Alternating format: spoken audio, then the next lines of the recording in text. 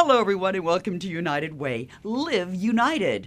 I'm Terry Westerfield, and joining me today, I have a big smile on my face because the ladies are here from Catholic Charities, Archdiocese of New Orleans. I want to welcome to the program Sister Marjorie Hebert, who is the President and CEO of Catholic Charities, Archdiocese of New Orleans. Welcome, Sister Marjorie. Good morning, Terry. I am so glad you're here.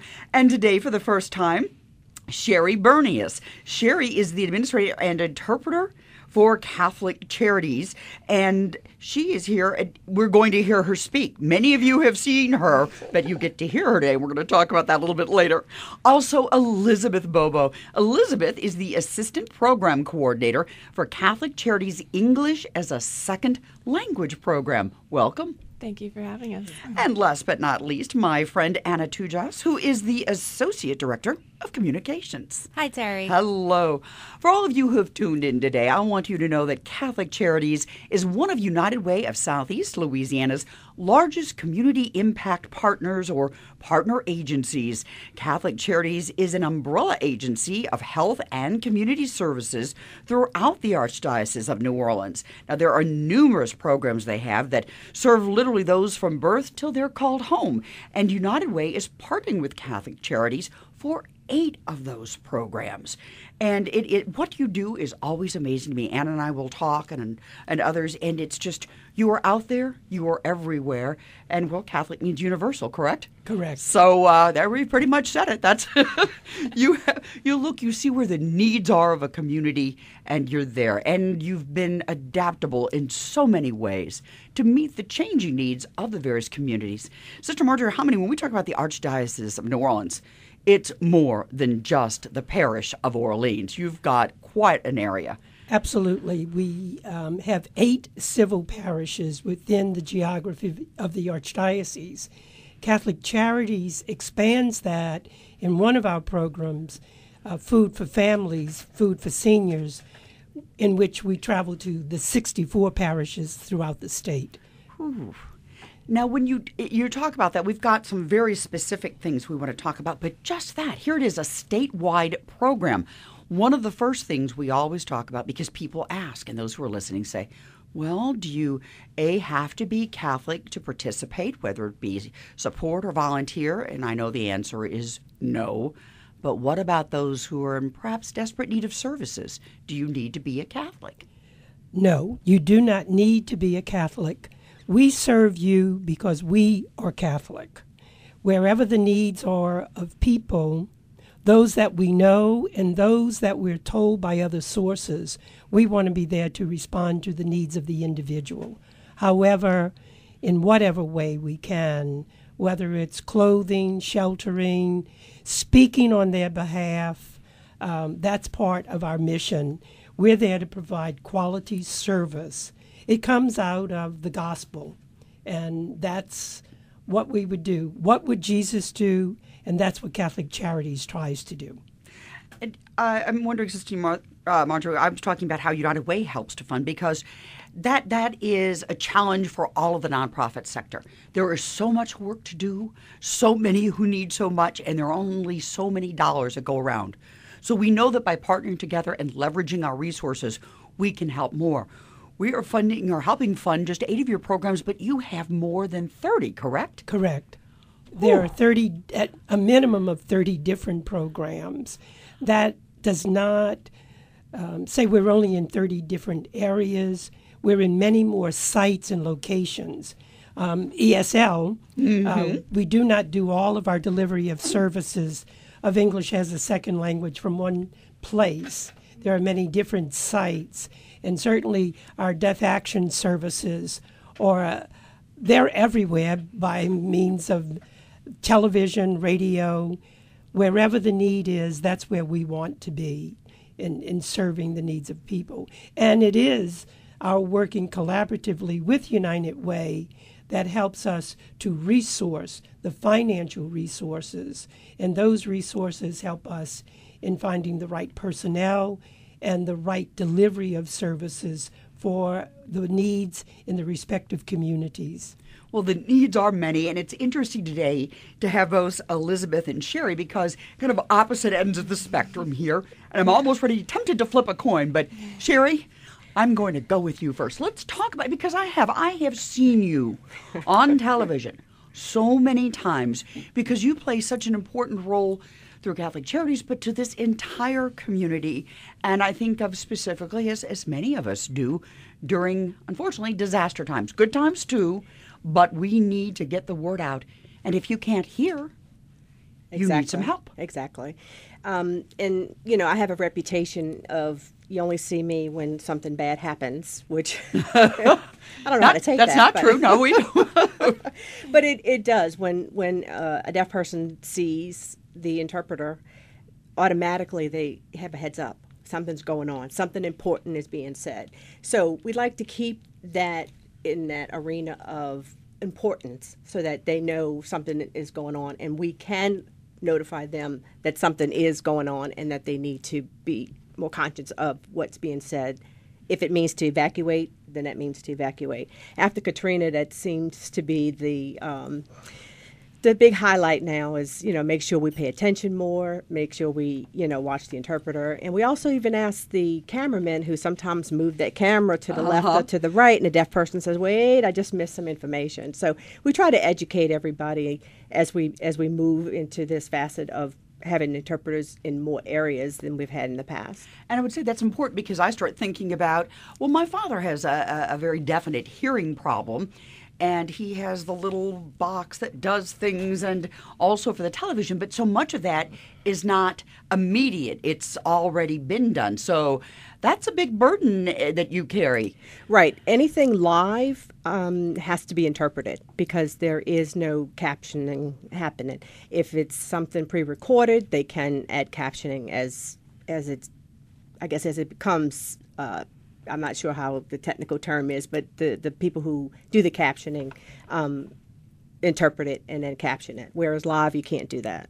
Now, other than, and we don't want to keep saying that's when the bad things happen, when the important things are happening. Okay, I like that better. When the important things are happening.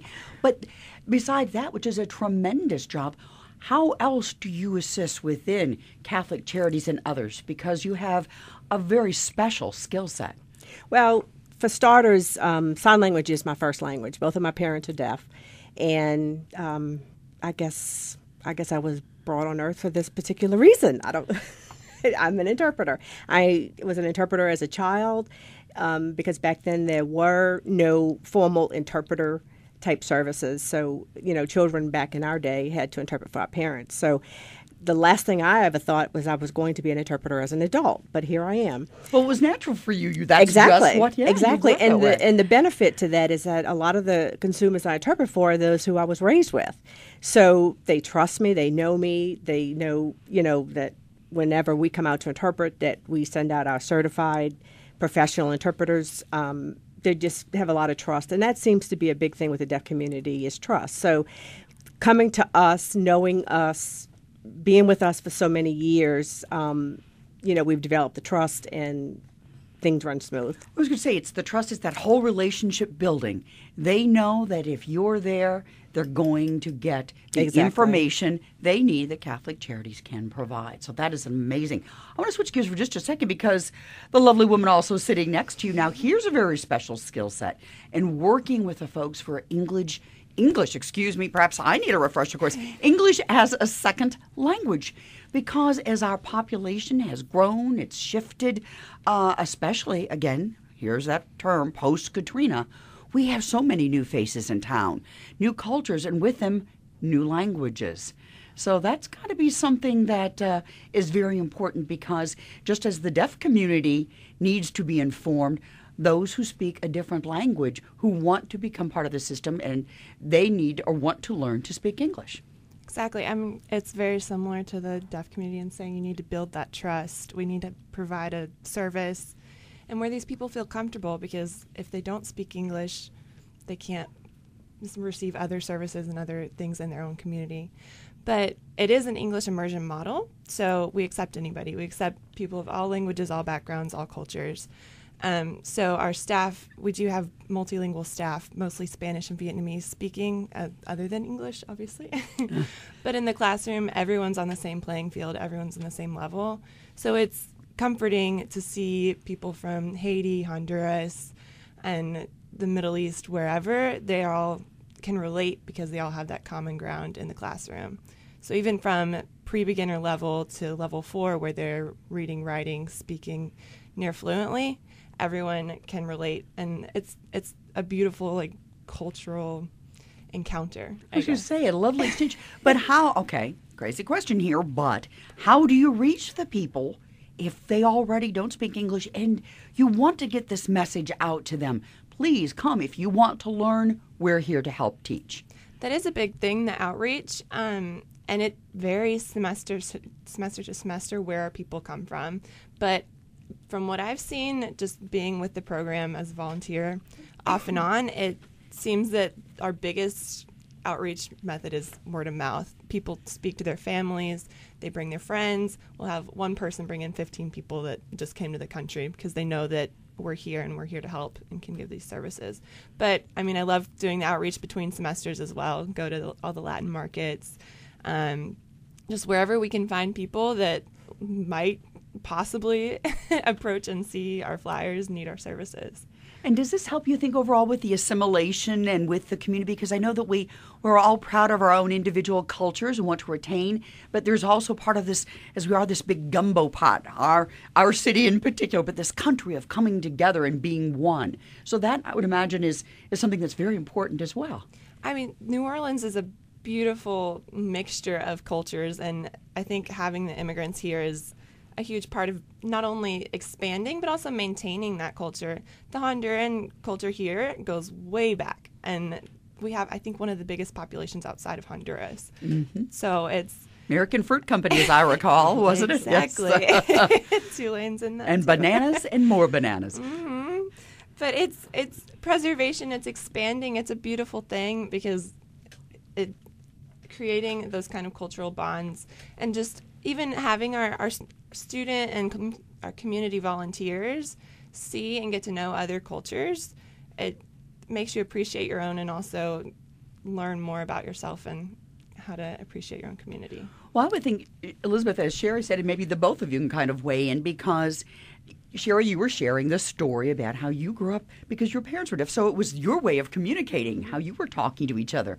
And Elizabeth, the same thing, I would imagine, as families have come and settled, put down roots, and so you have perhaps their children going to school or others, it's pretty tough to help with homework or maybe be, here are the children or even grandchildren who, and now how do they help? How do they communicate? And so you're both kind of carrying on that opportunity for growth within a family. That's a huge thing with our curriculum setup. It's not only trying to relate directly to the workforce, but also to home life. We have a lot of mothers who may not work, but they have that job of helping their children with their homework and just going to the grocery store, even going to a restaurant. If you don't have those kind of basic English skills, we're very much about getting the basics that are going to be useful and like the necessities, I guess.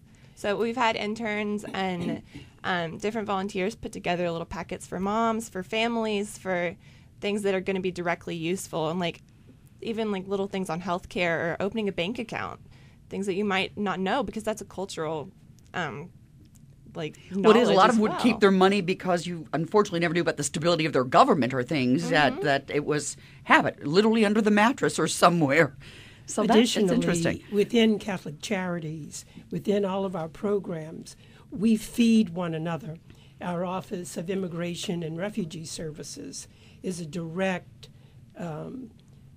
announcement of the services for English as a second language, or to assist those moms with the other services that they need in family services. That's part of the gift that we have in having so many services. And our services, as you said, and you can just have this network from conception through death, really, and all along the way. Counseling services, social services, health services. So oftentimes we're our own referral agency, but being part of the United Way family, we also can collaborate with the rest of the partners in the broader community of United Way. And that's interesting because, as you mentioned, health, you do counseling, you have so many things I think I was just going to mention already under your umbrella, sister. So there are a lot of things not to do. That we do it all, but Many. we partner and collaborate with so many, because that's what we also do. Look to see who has the best service in a particular area for a special needs group. And I think that's one of the things I know that we talk about at United Way, and when we've had meetings of the Council of United Way agencies, others, it is that. It's a little bit like being the conductor of an orchestra, and we all take turns sometimes being the conductor because everyone has a different role and how they can all be in tune and play a beautiful song together. So that may sound a little trite, but that's sometimes the image that I use. Right, because we use our United Way funds to do a lot of advocacy for the same thing that we were talking about earlier. Our deaf parents cannot help with homework. For example, English. A deaf person's not going to be able to teach their child how to write, or do their homework in English. So we use our money, our United Way money, to try to help advocate, go to the school system, explain to the school system that, the parents can't do homework with the child, and they'll do some tutoring sessions. So there are other things that, doesn't get paid by service providers. So we use our United Way to do the additional work that needs to help a deaf person get through.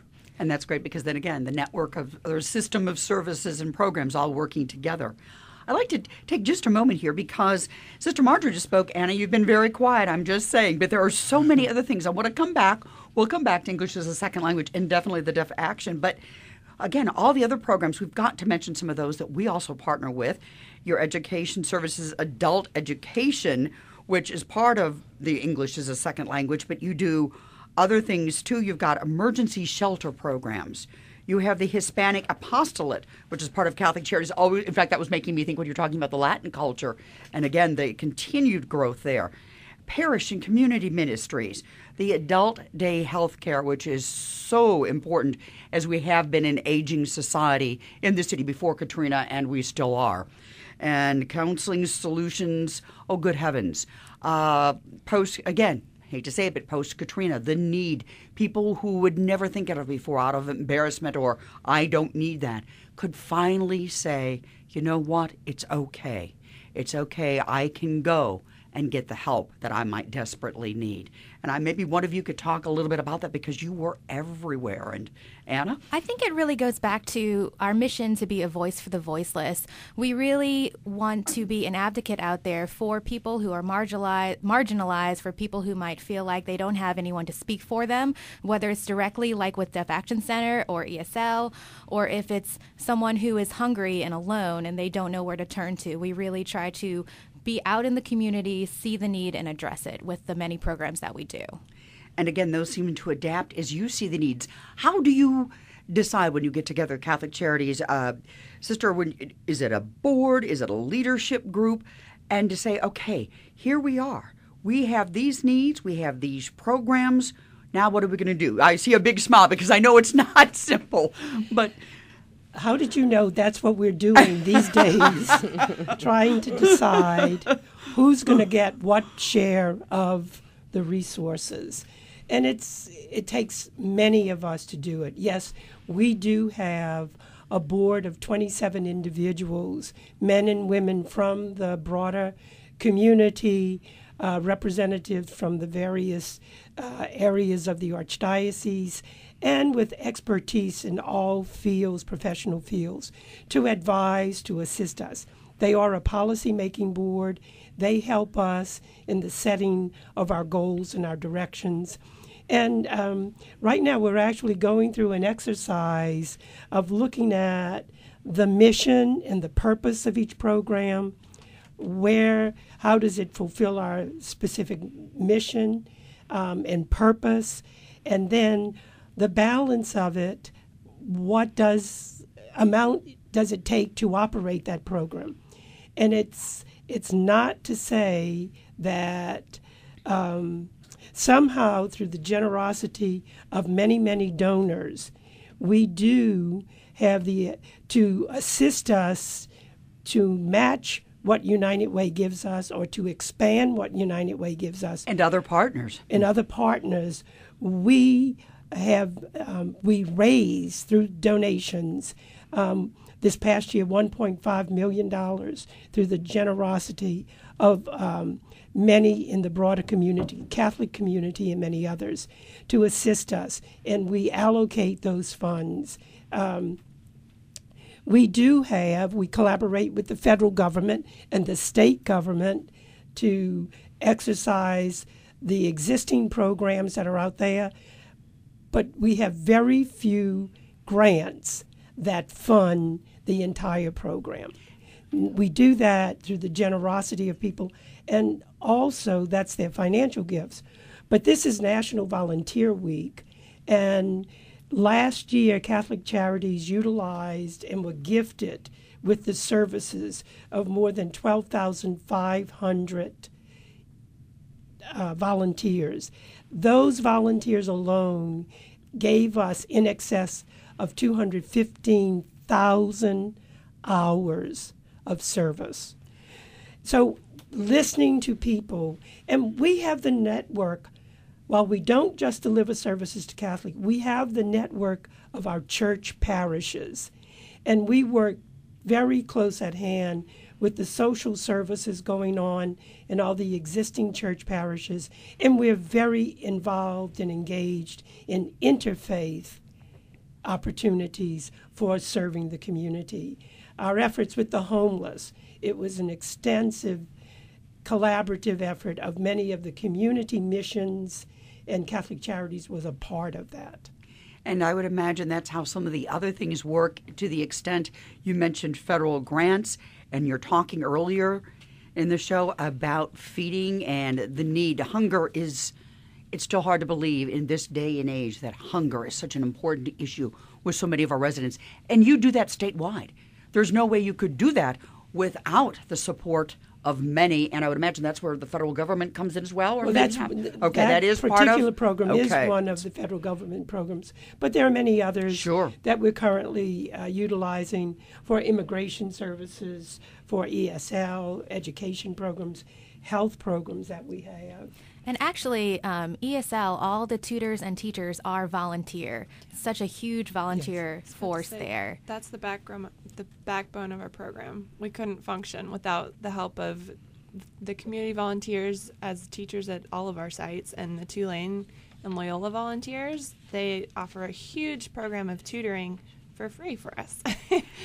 And that is amazing, because what you just mentioned about being volunteer work, I'm thinking when people think about Charities or the nonprofit network and how we work together, there's this thing that always comes up called overhead. Well, you know what? We're all overhead. We have to talk about capacity, all the things that we do so we can work together. A volunteer component to provide that kind of help, those hours, if they had to be paid out somewhere.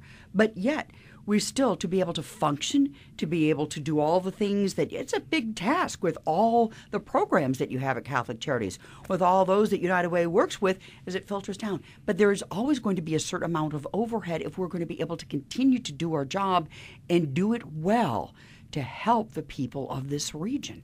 And I think sometimes that gets a little bit, people want to shy away, but you wouldn't ask a business to be doing it all completely for free. And that's something sometimes I think we neglect to talk to others about, that's really important, whether or not we can do that. I would like to just make a point here to say that I acknowledged all that we receive in contributions. I'm very proud to be able to say that 94% of every dollar we receive goes directly to service. That is fantastic. And we work hard at staying with that, and our trust in divine providence goes a long way. No, but that is part of it. It's part of your. You've got to be able to sit there and do this and make the decisions, and so to have something like that is absolutely phenomenal. But it is. It's nonprofits and the work they can do. But again, here you are with your volunteers and helping out as English as a second language.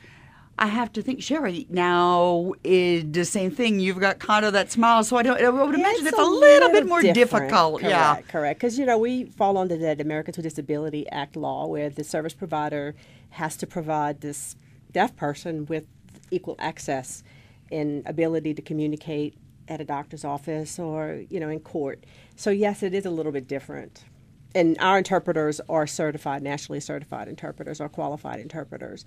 So you can't just get a volunteer to come in and interpret because a person has to have the knowledge and the background and the certification to provide the service. And I was going to say, when you get into things about the court and elsewhere, you're talking with government agencies, it's even more precise that you have to be extremely clear. Well, I know that, Sister, you've got some other papers that you want, so I know there's some other things that we want to talk about because, believe it or not, we've been chatting away, but we've only got about 4 minutes left. So don't tune out because we have some very interesting things coming up. Let's talk. Well, we'd like to just, if you are in need or know someone in need of services that Catholic Charities might be able to afford an individual, we ask you to make contact with us. And you can do that if you want to make a donation to us.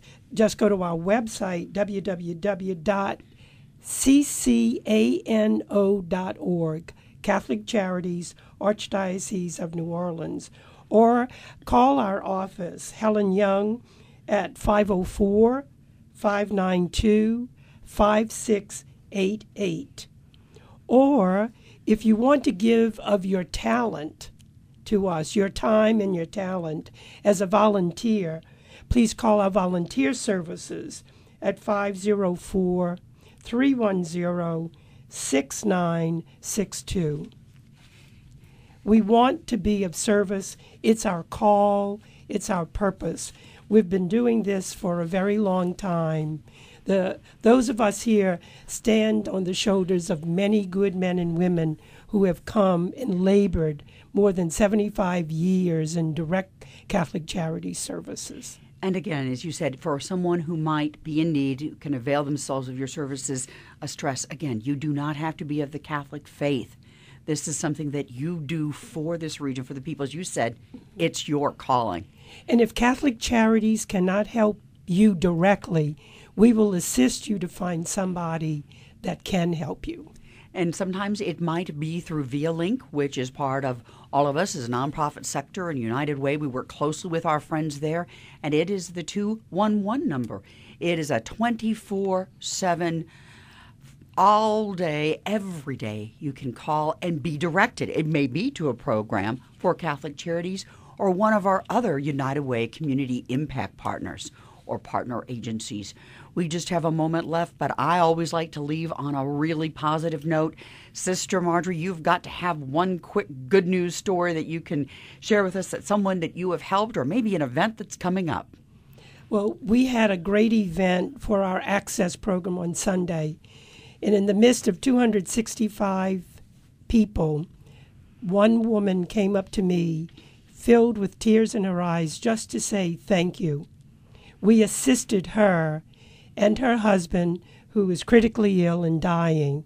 We were able to give them the assistance that they needed to relieve them of a burden that they had.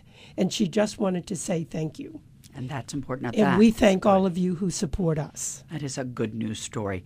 Thank you all for joining us today. Sister Marjorie Hebert, who is the president and CEO of Catholic Charities Archdiocese of New Orleans. Sherry Bernius, who is the administrator and interpreter for Catholic Charities Deaf Action Center. Elizabeth Bobo, who is the assistant program coordinator for Catholic Charities English as a Second Language program. Anna Tujas, who is the associate director of communications. And for all of you who are joining us today, we do want you to remember to aspire to help people live the best life possible. United Way of Southeast Louisiana supports health and human service programs of nonprofit agencies like Catholic Charities that, with United Way, work to strengthen children and youth, the elderly, families, and individuals from all walks of life. For United Way, I hope you'll join us next week. I'm Terry Westerfield. And ladies, will you join me in saying, let's live united.